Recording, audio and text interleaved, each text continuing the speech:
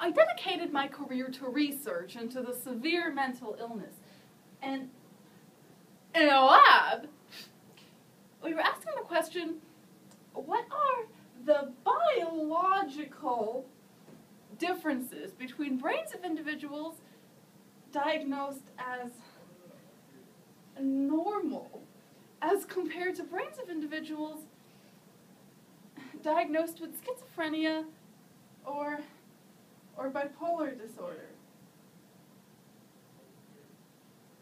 But on the morning of December 10th, 1996, I discovered I had a brain disorder of my own.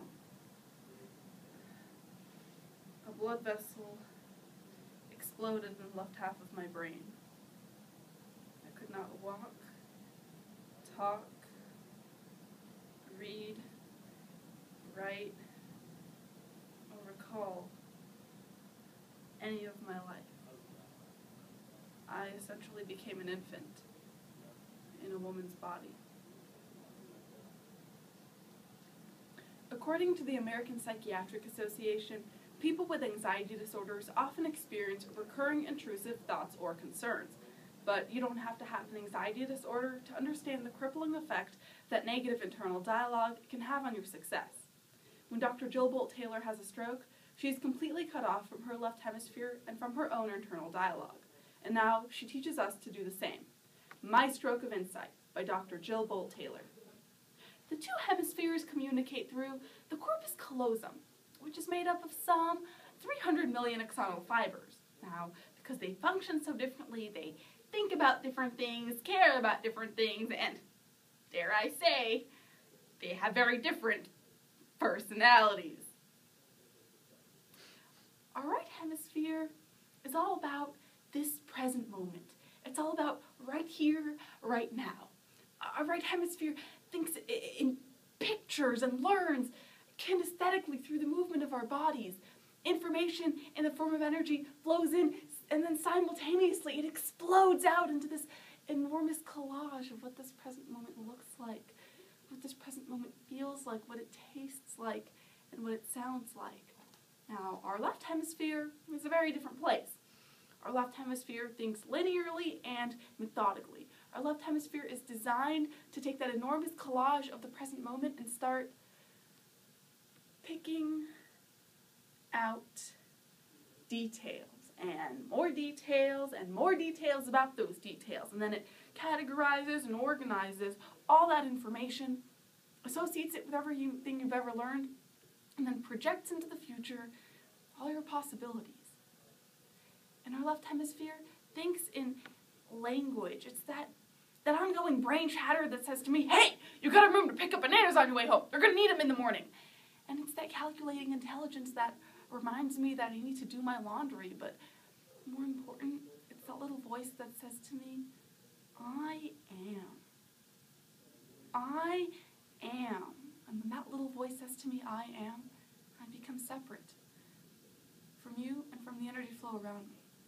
And this was the portion of my brain that I lost on the morning of my stroke.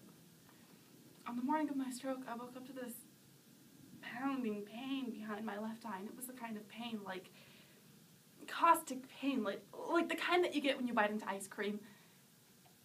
And it just gripped me, and then it released me, and then it gripped me, and then it released me. And it's very unusual for me to ever feel any kind of pain, so I just thought, okay, I'll just start my normal routine. So I hop up onto my cardio glider, and now I'm like jamming away on this thing, and then I realize that my hand looks like a primitive claw on the bar. So I step off the machine, and as I'm walking across the living room, I notice that everything inside of my body has slowed way down, and all my steps are rigid and deliberate, and I can practically hear the dialogue inside of my body saying, you muscles, you need to contract, and you muscles, you relax. What is wrong with me? going on? And at that moment, my brain chatter, my left hemisphere brain chatter, went totally silent. Total silence. And at first I was shocked to find myself inside of a silent mind, but then I was immediately captivated by the magnificence of the energy around me. And then my left hemisphere comes back online, testing me, hey, you got a problem, you gotta get some help. So I'm like, okay, I got a problem. So it's like, okay, I got a problem. Here I am, in this space, and my job, and any stress related to my job is just gone. 37 years of emotional baggage lifted off my shoulders. I felt euphoria. It was beautiful.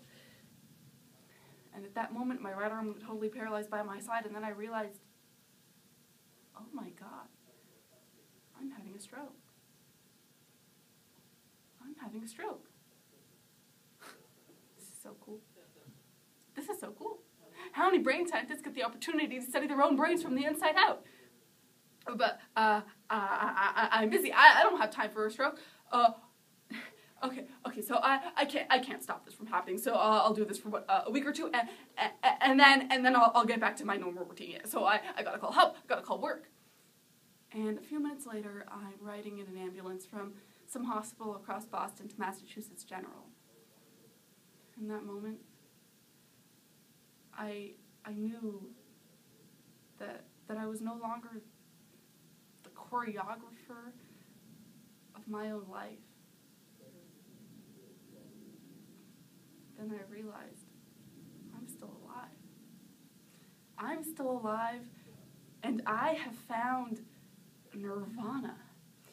And if I'm still alive and I've found nirvana, then anyone who is still alive can find nirvana. And I just pictured the world full of these beautiful, peaceful, compassionate, loving people who knew that they could come to this space at any time. And then I realized what a tremendous gift this experience could be. So, who are we? We are the life force power of the universe, with manual dexterity and 2 cognitive minds. And we have the power to choose, moment by moment, who and how we want to be in the world. We can choose to step into the consciousness of our left hemispheres, where we become separate from each other and from the energy flow around us. Or we can choose to step into the consciousness of our right hemispheres, where we are like these little bits of energy. Every one of us, brothers and sisters on this planet, brought here to make the world a better place. And in this moment, right here, right now, we are perfect, we are whole, and we are beautiful. Now tell me, which one would you choose?